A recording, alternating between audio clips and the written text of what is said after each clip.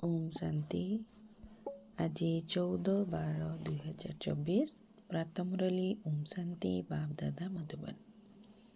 आज महावाक्य बाबा कहले मिठे बच्चे तुम पाखरे मनमना भव और मध्याजीभव रूपक तीक्ष्ण बाण रही।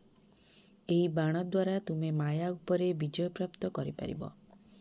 प्रश्न बाबांकर साहाय्य केउं आधार रे पिलामानंकु मिलिथाए? पिलामाने केउं रूपरे बाबांक प्रति कृतज्ञता ज्ञापन करिथांती? उत्तर, जेउं पिलामाने जेते स्नेहर सहित बाबांकु मने पकाई थांती तांकु सेतिकी बाबांकर साहाय्य मिलिथाए। तेणु बाबांक सहित स्नेहपूर्ण वार्तालाप कर, निजर जोगाजोग ठीक रख, श्रीमत अनुसारे चालुथाओ, तेबे बाबा मध्य साहाय्य करि चलिबे। पिलामाने मध्य बाबांक प्रति कृतज्ञता ज्ञापन करी कहउछंती, बाबा आपण परम धामरु आसी आमको पतितरु पावन करुछंती। आपणक ठारू आमको केते सुख मिलुछि। एई भଳି को आखिरे प्रेमर लुह मध्य आसी जाई थाए।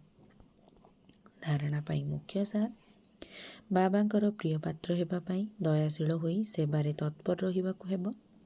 सुपुत्र आज्ञाकारी होई सच्चा जोगी बा ज्ञानी हेबाकु पड़िबो। अमृत बेलारे उठी बाबांक सहित बहुत मिठा मिठा कथा हेबाकु पड़िबो। बाबांकु कृतज्ञता ज्ञापन करिबाकु हेबो। बाबांकर सहयोगर अनुभव करिबा पाई परम प्रिय बाबांकु बहुत स्नेहरे मने पकाइबाकु हेबो। वरदान, सर्वदा उमंग उत्साहरे रही मन द्वारा खुशीर गीत गाउथिबा अविनाशी सौभाग्यशाली हो। तुमे सौभाग्यशाली पिलामाने अविनाशी विधि द्वारा अविनाशी सिद्धि गुड़ी को प्राप्त करुछ। तुम मानकर मन भितरे सर्वदा बाबार गीत बाजिबारे लागिछि। बा बाबा, बा मोर भाग्य, बा मिठा परिवार, बा श्रेष्ठ संगम जुगर कल्याणकारी समय। एठारे सबु कर्म बा अटे। सेतिपाई तुमे माने अविनाशी सौभाग्यशाली अट। तुम मानकर मन भितरे केबे भी व्हाई अर्थात काहींकी, आई अर्थात मु शब्द आसी पारिब नाही। व्हाई बदलरे बाबा शब्द एवं आई बदलरे बाबा बाबा शब्द ही आसुची।